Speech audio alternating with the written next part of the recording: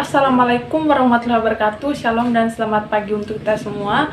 Saya Jengsiana Wala dengan NIM 2021-20162 melanjutkan bab 7 peran pemerintah daerah, di mana pandangan tradisional tentang peran pemerintah selalu mengacu pada apa yang diungkapkan oleh Adam Smith dalam bukunya yang terkenal, bahwa pemerintah memiliki tugas melindungi masyarakat dari pelanggaran dari invasi masyarakat lainnya dan sejauh mungkin bertugas melindungi setiap anggota masyarakat dari ketidakadilan dan tekanan dari anggota masyarakat lainnya, serta bertugas menegakkan administrasi keadilan secara pasti. Pandangan ini menempatkan peran pemerintah secara terbatas hanya pada pertahanan, pengadilan, dan polisional. Kebutuhan masyarakat di luar hal tersebut dipenuhi oleh masyarakat dengan berinteraksi satu sama lain dalam lembaga pasar. Kini kondisi ini tentu tidak dapat dipertahankan lagi karena kelemahan mekanisme pasar dalam memberikan layanan publik yang efisien, adil, serta memenuhi seluruh kebutuhan masyarakat yang terus berkembang dan menuntut untuk dipenuhi. Beberapa faktor yang mempengaruhi kegagalan pasar tersebut antara lain adanya natural monopoli atas hal-hal tertentu sehingga harga tidak ditentukan oleh titik temu antara kekuatan permintaan dan penawaran, adanya asymmetric information yang mengganggu kompetensi pasar, dan adanya externality sehingga pasar tidak dapat bekerja dengan sempurna. Menghadapi persoalan kegagalan pasar tersebut, lalu masyarakat menuntut pemecahan dan pemerintah. Peran pemerintah lalu diperluaskan tidak lagi sekedar pertahanan, pengadilan, dan polisional belaka. Murgafe mengungkapkan bahwa peran pemerintah berkembang menjadi fungsi alokasi, fungsi distribusi, dan fungsi stabilisasi. Fungsi alokasi menunjukkan peran pemerintah untuk mengatasi kegagalan mekanisme pasar dengan menyediakan public goods atau dengan mengalokasikan seluruh sumber daya yang ada agar dapat dipergunakan baik secara privat maupun public goods, dan menentukan komposisi dari public goods. Selanjutnya, fungsi distribusi merupakan tugas pemerintah untuk melakukan penyesuaian terhadap distribusi pendapatan dan kekayaan guna menjamin terpenuhnya kondisi yang adil dan merata. Lalu, fungsi stabilisasi merupakan penggunaan kebijakan anggaran sebagai suatu alat untuk mencapai tingkat kesempatan kerja yang tinggi, tingkat stabilisasi yang semestinya, dan laju pertumbuhan ekonomi yang tepat. Untuk mengatasi baik kegagalan mekanisme pasar maupun kegagalan pemerintah tersebut, maka Osborne dan Gabler dalam buku yang terkenal mengusulkan bahwa sebaiknya pemerintah berorientasi pada market oriented atau government. Usul tidak berarti bahwa pemerintah seharusnya mempergunakan mekanisme administrasi yang lebih sedikit dengan memperbesar mekanisme pasar dan mencapai tugas-tugas pemerintah. Dengan menemukan insentif yang tak dapat memungkinkan ribuan keputusan swasta, pemerintah seringkali justru dapat menyelesaikan lebih banyak tugas daripada dilakukan jika masih mempergunakan pendekatan komando dan kontrol atau dengan sekadar membiayai program. Namun demikian, Starling tahun 1998 menegaskan bahwa apapun caranya, tugas utama pemerintah yang membedakan dengan sektor swasta adalah terutama untuk menyediakan public goods daripada private goods. Selain itu, tujuan yang dibebankan kepada pemerintah juga untuk menciptakan keadilan, dan meskipun tetapi jarang sekali yang berupa menghasilkan laba. Selain itu, peran pemerintah daerah dalam memberikan pelayanan publik dapat tercermin dari penggunaan instrumen kebijakan. Dengan melakukan analisis terhadap penggunaan instrumen ini, sebenarnya dapat diketahui bagaimana karakter pemerintah daerah apabila dibandingkan dengan unsur lain di luar sana. Instrumen wajib atau sering pula disebut sebagai instrumen yang bersifat mengarahkan tindakan warga dan lembaga swasta.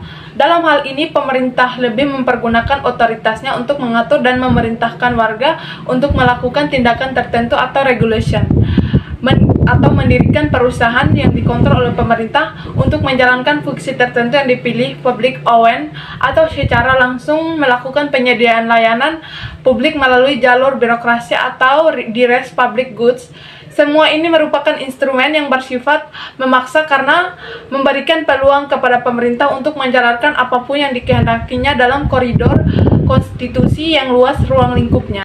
Instrumen sukarela memiliki ciri khas berupa minimnya keterlibatan pemerintah karena instrumen yang dipergunakan lebih berbasis sukarela.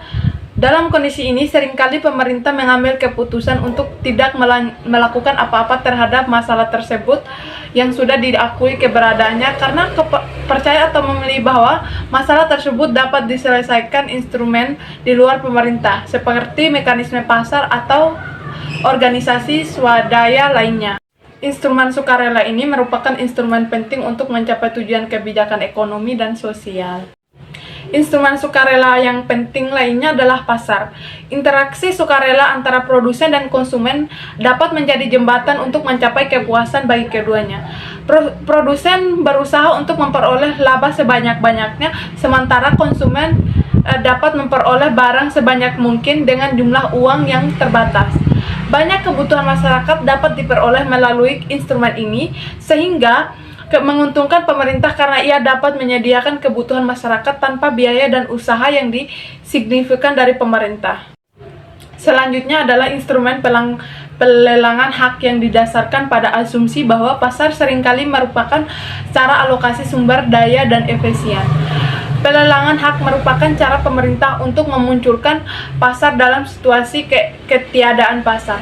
Pasar diciptakan dengan merancang jumlah yang ditetapkan atas hak mempergunakan sumber daya tertentu yang dapat dialihkan sehingga dapat memunculkan kelangkaan artifisial dan mendorong pekerjaan mekanisme pasar. Instrumen campuran lainnya yang dapat dipergunakan adalah pemungutan pajak yang merupakan pungutan wajib oleh pemerintah kepada perseorangan atau badan. Tujuannya adalah meningkatkan pendapatan bagi pembiayaan pengeluaran pemerintah. Pajak dapat dipergunakan sebagai instrumen untuk meningkatkan atau mengurangi perilaku aktivitas tertentu. Layanan publik. Untuk memahami dengan baik makna layanan publik, maka seyogianya dibahas esensi dari apa yang dimaksud dengan public goods. Konsep tersebut dapat dimengerti dengan baik dengan menggambarkan dalam bentuk yang paling ekstrem dengan membedakannya sebanyak mungkin dari barang sebaliknya, yakni non-public goods atau private goods. Meskipun pada akhirnya tidaklah penting untuk membesar-besarkannya perbedaan antara keduanya jenis barang tersebut, tetapi untuk sementara perlu diungkapkan perbedaannya guna memberikan pemahaman yang lebih baik antara keduanya. Istilah goods dalam hal ini tidak hanya menyangkut barang atau benda yang bersifat stabili belaka, tetapi juga meliputi jasa atau pelayanan yang bersifat intangible. Barang dan jasa di dunia nyata tentu menggambarkan derajat kebersamaan dan eksklusi yang terbentang antara titik 0 sampai 1. Semakin tinggi derajat kebersamaan dan semakin rendah derajat eksklusinya, maka semakin dekat barang tersebut sebagai public goods. Sebaliknya, semakin rendah derajat kebersamaan dan semakin tinggi derajat eksklusinya, maka semakin dekat barang tersebut sebagai private goods. Istilahnya, barang publik murni atau public goods cukup sering ditemukan dalam literatur keuangan negara yang dianggap sebagai istilah ilmiah yang dipergunakan untuk menggambarkan suatu barang hipotesis yang memberikan ketiadaan persaingan sempurna atau perfect monopoles dalam konsumsi dan derajat tol dalam eksklusi. Senada dengan hal tersebut, istilah barang privat murni atau pure private good dapat dianggap sebagai barang hipotesis yang kemanfaatannya diperoleh dari persaingan sempurna dalam konsumsi dan berada pada derajat eksklusi 1, yakni sepenuhnya dapat dieksklusi meskipun bukan menjadi gambaran yang sangat baik terhadap dunia nyata. Konsep ini dapat menjadi sangat berguna untuk mendiskusikan kemampuan pasar swasta dan institusi sektor publik untuk menyediakan jumlah barang dan jasa yang dibutuhkan oleh masyarakat. Model peran pemerintah daerah. Pilihan dominasi penggunaan instrumen kebijakan di antara beragam instrumen di atas ditentukan oleh berbagai faktor yang berpengaruh. Dalam kerangka tersebut, faktor yang berpengaruh dalam penyelenggaraan pemerintah daerah didefinisikan dalam 3 dimensi, yakni dimensi ekonomi, dimensi pemerintah, dan dimensi politik yang berkaitan dengan bentuk demokrasi lokal. Dimensi pertama adalah dimensi ekonomi yang berkaitan dengan sumber-sumber penyediaan pelayanan publik, baik yang menyangkut produksi maupun distribusi komoditas dan layanan tingkat lokal. Pendekatan sumber-sumber tersebut dapat berasal dari mekanisme pasar maupun badan-badan sektor publik. Dimensi kedua, yakni dimensi pemerintah, membedakan antara peran pemerintah daerah yang lemah dengan yang kuat. Peran pemerintah daerah yang lemah ditandai dengan beberapa indikator, yakni rentang tanggung jawab, fungsi atau kewenangan yang sempit, cara penyelenggaraan pemerintah yang bersifat reaktif, derajat otonomi yang rendah terhadap fungsi-fungsi yang diemban, dan tingginya derajat kontrol eksternal. Sementara itu, peran pemerintah daerah yang kuat ditandai dengan beberapa indikator, yaitu rentang tanggung jawab, fungsi atau kewenangan yang luas, cara penyelenggaraan pemerintah daerah yang bersifat positif, derajat ekonomi yang tinggi dan fungsi yang diembannya, dan derajat kontrol eksternal yang terbatas. Dimensi ketiga, yaitu dimensi politik, berkaitan dengan bentuk demokrasi lokal yang mencerminkan bagaimana pemerintah daerah dapat membuat keputusan.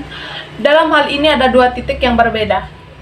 Pada titik 1 ada penekanan pada demokrasi perwakilan, yakni suatu sistem yang mencerminkan referensi masyarakat dinyatakan melalui sistem pemilihan lokal.